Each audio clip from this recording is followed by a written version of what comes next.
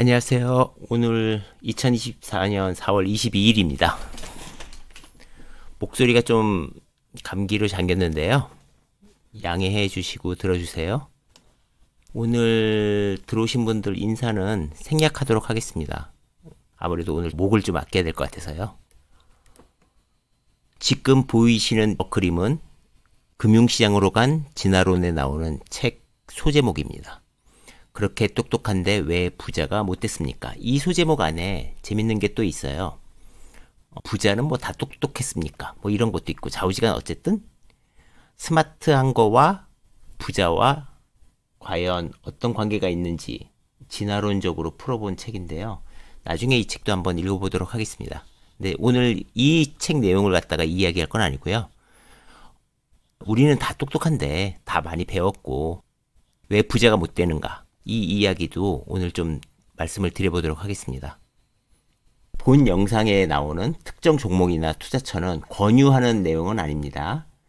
그리고 어쩔 수 없이 언급되는 종목, 차트, 예시는 투자 권유가 아닙니다. 본 자료에서 사용되는 글은 정확하고 완전하지 않을 수도 있습니다. 그래서 이 자료를 활용해서 투자하시는 모든 행위는 투자자 본인이 결정하셔야 됩니다. 자, 오늘 첫 번째 이야기는 기업 분석, 기술적 분석입니다. 우리가 투자를 하면서 보면 어떤 사람들은 기업 분석도 우리가 나눠보면 몇 가지가 있죠. 예를 들면 기업 분석도 방법으로 보면 탑다운도 있고, 그러니까 산업에서 종목을 찾아내는 방법이 아주 일반적이고 시간을 줄일 수 있어서 많이 하죠. 그리고 반대로 바텀업도 있고요. 그러니까 밑에서 위를 보는 건데요. 이거는 일일이 개별 하나하나의 주식을 찾는 거라서 시간은 많이 소요되는데 숨겨진 기업을 찾는 데는 유리하죠. 근데 시간 대비 효율성은 좀 떨어집니다. 기술적 분석은 뭐가 있을까요? 기술적 분석을 할 때 우리가 보통 얘기하는 것들은 차트를 통해서 얘기하죠. 차트는 보통 캔들 차트를 우리가 많이 쓰고 있고요. 차트에서 우리가 중요한 게 세 가지라면 캔들 차트, 그러니까 양봉, 음봉, 거래량, 장대 양봉, 장대 음봉 이거요. 이걸 굳이 알 필요는 없지만 말씀드리면 양봉이라는 거는 시초가 대비 종가가 높았다는 거고 음봉은 시초가 대비 종가가 낮았다는 겁니다. 그러니까 이런 데 보면 여기가 시초가고 여기가 종가. 이렇게 윗꼬리 아랫꼬리는 뭐냐면 시초가가 아래였는데 장중에 많이 올랐다가 좀 이렇게 좀 떨어져서 끝났다. 반대 상황이 아랫꼬리를 달았다. 그래서 윗꼬리를 달면 저항선이 좀 많다. 아랫꼬리를 달면 누가 막 던져서 떨어졌는데 그걸 다 극복하고 올라간다. 이런 뜻으로 힘이 세다. 이런 얘기도 하고요. 그 다음번에 중요한 게 거래량. 거래량이 어느 정도 되느냐. 그 다음번에 이평선. 5일 이평선, 60일 이평선, 120일 이평선. 이런 것들로 우리가 얘기를 하면서 각자의 패턴들을 분석하고 그 패턴들이 재현될 때 확률 높게 이렇게 될 것이다 라고 하는 게 기술적 분석이잖아요. 또 이거 말고도 또 있죠. 뭐가 있냐면 테마. 그러니까 로봇 테마, AI 테마 이러면은 실제로 관련이 없어도 주가들을 움직이니까요. 그러니까 기업 분석, 기술 분석, 테마 분석. 테마는 또 내년에 우리 선거 있으니까 선거 때마다 대통령 선거가 제일 세긴 하지만 정치 테마도 있고요. 산업 테마도 있고 많습니다. 근데 저는 기업 분석을 하는 사람이고요. 다른 분들은 다른 투자를 하죠. 근데 제가 이제 만나보면 보통 기술 분석이 기업 분석보다는 시간이 덜 들잖아요. 그래서 저를 만나러 오신 분이나 블로그에 계신 분들이 간혹 이런 말씀을 하세요. 가치 투자 종목으로 기술적 분석을 하겠다. 말을 들으면 아주 되게 재밌죠. 합리적이죠. 가치 투자는 손실이 잘 안 난다며. 그러니까 여기서 차트로 내가 살 자리와 팔 자리를 잡아서 투자하겠어 라는 얘기죠. 한편으로 보면 맞는 얘기 같은데 제가 수많은 사람을 만나봤는데 제가 만나본 사람 중에서는 그렇게 잘하시는 분은 별로 없었습니다. 제가 요 회사를 요 어디에서 제가 분석글을 올렸거든요. 제 블로그에 올린 회사인데, 그리고 저는 여기서부터 여기까지 계속 사나갔습니다. 확신이 더 들면 더 들수록 더 샀고 회사가 좋아 보여서 더 샀거든요.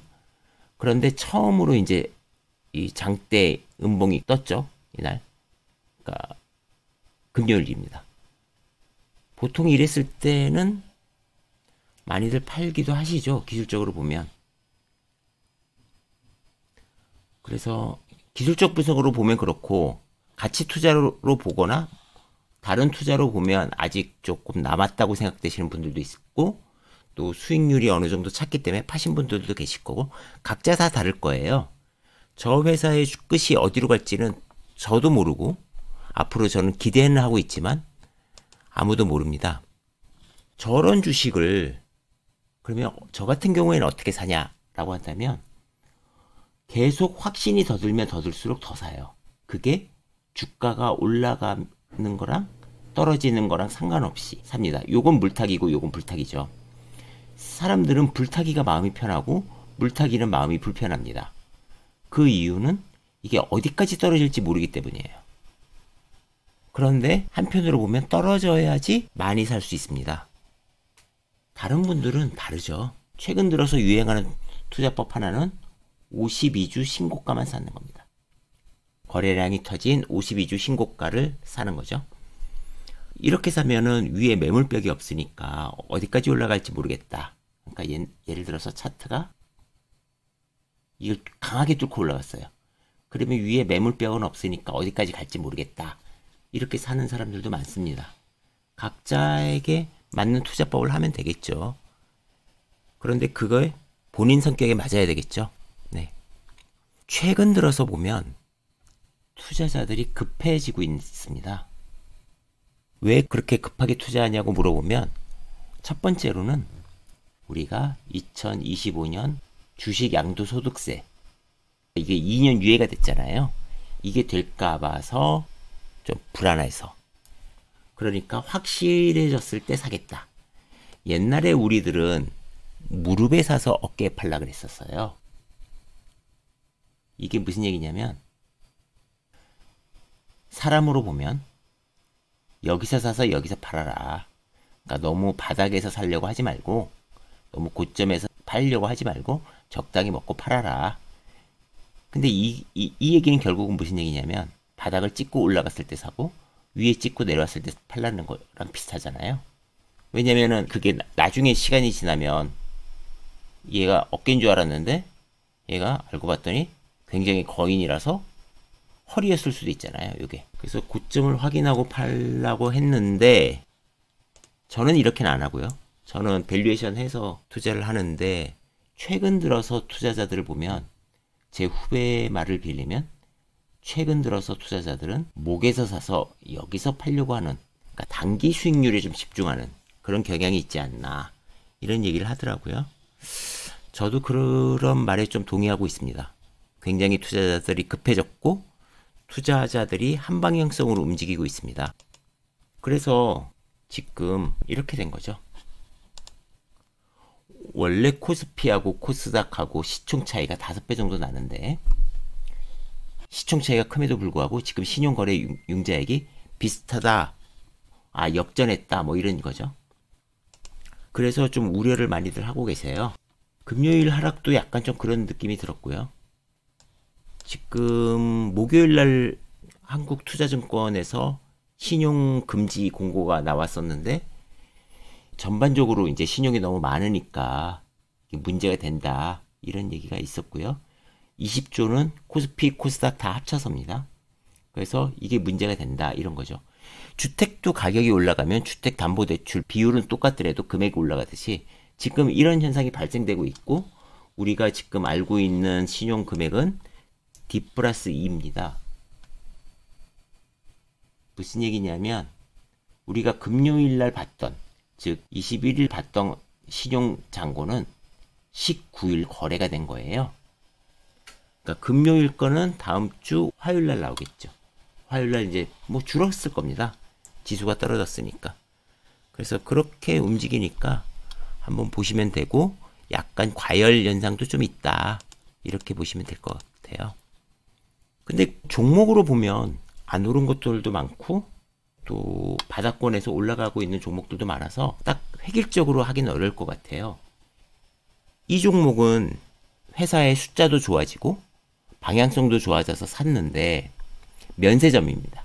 사후 면세점인데요. 이 회사가 지금 계속 잘 올라가다가 엄청나게 터졌어요. 거래량도 터졌고 장대 음봉이 나왔습니다. 거래가 터지면서 이건 무조건 파는 시그널이겠죠. 기술적 투자자로 보면. 이 회사는 왜 빠졌냐? 이것 때문에 빠졌습니다. 대통령이 최근 들어서 러시아 우크라이나 전쟁에 대한 코멘트도 좀 강했고 중국에 대한 코멘트가 좀 있었는데, 중국이 참견 말라 라고 하니까 한국은 중국 대사를 초치했습니다. 그러니까 21일 날 중국에서는 대만 문제 불장난하는 자 타 죽어라고 또 강하게 반발했죠. 이러니까 어떻게 됐냐면 호텔 신라는 모텔 신라로 불리게 됐고, 아모레 퍼시픽은 아몰라 퍼시픽으로 불릴 정도로 주가가 빠졌습니다. 제가 갖고 있던 회사가 제일 많이 빠졌고요. 앞으로 어떻게 될 거냐? 쉽지 않습니다. 미국은 일단 한국과 대만 문제를 조율할 것. 한국이 껴든 거를 환영한다는 뜻이죠. 네. 한국 너희가 중국에 견제 좀 해줘 라는 뜻을 얘기했습니다. 저렇게만 보면 되게 안 좋은데 또 이런 뉴스도 있습니다. 이건 오늘자 뉴스고요. 박지원 전 국정원장이 중국 한국 단체 관광 재개 진전 중국 대사한테 들었다. 그 전에 들었겠죠. 이 부분이 또 어떻게 될런지도 봐야 될 것이고, 지금 물밑에서 외교적인 협상을 시작했다고 하니까 그 결과도 봐야 될 겁니다. 근데 투자마다 차트 투자와 테마 투자와 행하는 게 다르겠죠. 같은 하락일 때도 다르고. 저는 더 좋은 종목이 나오길 기다리고 더 좋은 투자 대안을 찾아서 있다면 옮길 것이고 아니면 좀 더 고민해 볼 생각입니다. 그래서 내가 어떤 투자를 하느냐에 따라서 어떤 이벤트가 벌어졌을 때도 다르다는 거죠. 매번 맞출 수는 없지만 확률 높게 어떻게 맞출 것이냐, 이게 관건입니다. 그래서 자기 적성에 맞춰서 확률을 높여라. 확률을 높여라. 이거죠. 결국 이것들이 지금 지난번에 얘기했던 거하고 또 똑같습니다. 우리는 어떤 정보를 넣고 내 뇌에서 프로세서를 거쳐서 아웃풋이라는 게 나오는데, 투자로 보면 아웃풋은 살 거냐 말 거냐, 어느 정도 살 거냐 어느 정도 팔 거냐 이거고, 인풋은 지금 차트나 기업 가치 뭐 기타 등등인데, 이것들이 내 뇌하고 일치돼야지만 제대로 된 확률 높은 결과물이 나온다는 거죠. 그래서 가치 투자가 안 맞는 사람이 가치 투자를 하기도 어렵고, 또 가치 투자자가 기술적 투자를 하기도 어렵습니다. 그래서 자기한테 맞는 옷을 꼭 입으셔라. 그런 투자를 꼭 하셔라. 이렇게 말씀드리고 싶어요. 1부는 여기서 마칠게요.